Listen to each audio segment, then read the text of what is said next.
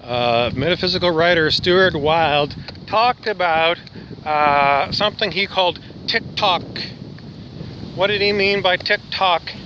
Well, Tic Toc is the noise that a grandfather clock makes as the time passes.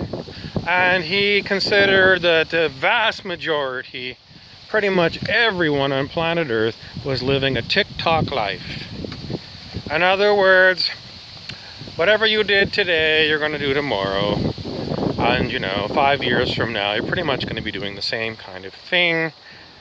Maybe you'll change jobs, maybe you'll change careers, maybe you'll change countries. But you're going to be doing pretty much the same thing. Trying to fit in within the world economy. And maybe you're looking to be ultra successful, maybe you're just trying to get by. But Stuart Wilde wanted us to examine what he called Tic Toc and reject it. So today's topic again is freedom and why you should be asking for freedom, demanding freedom, and just going ahead and taking freedom. Now, Mr. Wilde, I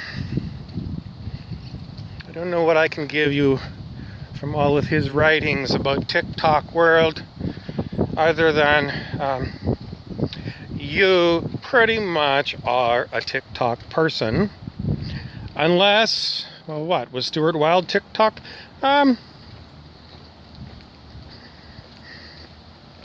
He made his money talking to people that went to his shows.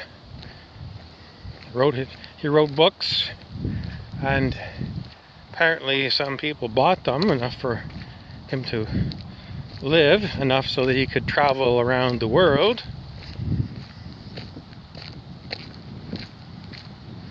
He spent a lot of time by himself.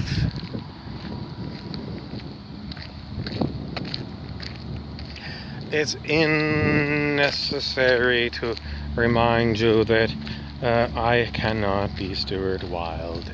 I cannot channel Mr. Wilde, and right now I can't even give you some of the things that he wanted to talk about when it came to Tic Toc. Pretty much he wanted people to quicken. He even had a book called The Quickening. And what is a quickening? It's about a speeding up of your vibration. What does that mean? Raising your consciousness. What does that mean?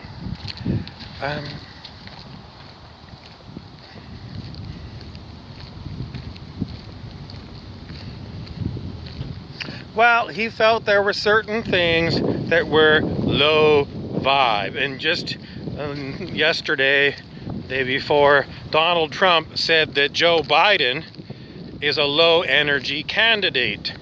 Is low energy low vibe? You'd have to ask Mr. Trump. But for Stuart Wilde, quickening basically means ditching your ego. What is your ego? It's basically the part of your mind that knows how to plug in to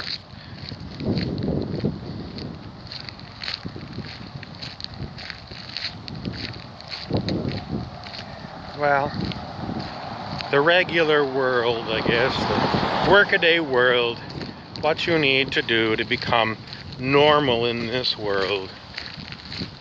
And Stuart Wilde said, ditch all that.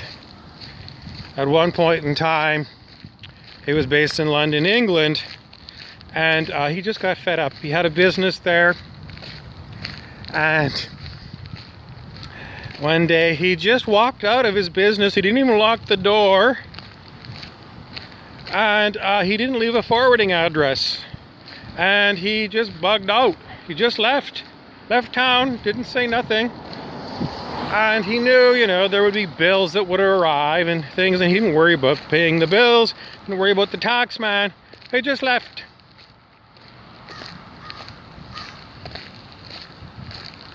And perhaps that was a sign that he gave that, he wasn't going to be a regular, normal person.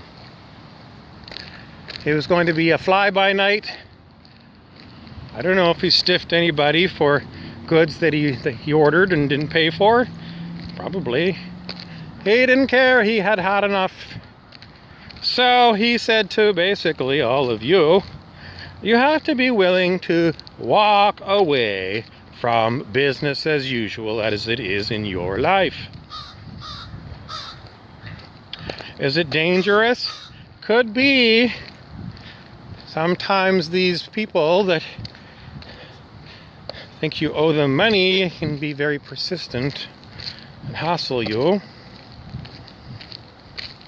Nevertheless, Stuart Wilde felt that if you quickened yourself, raised your vibration, you could get away with it.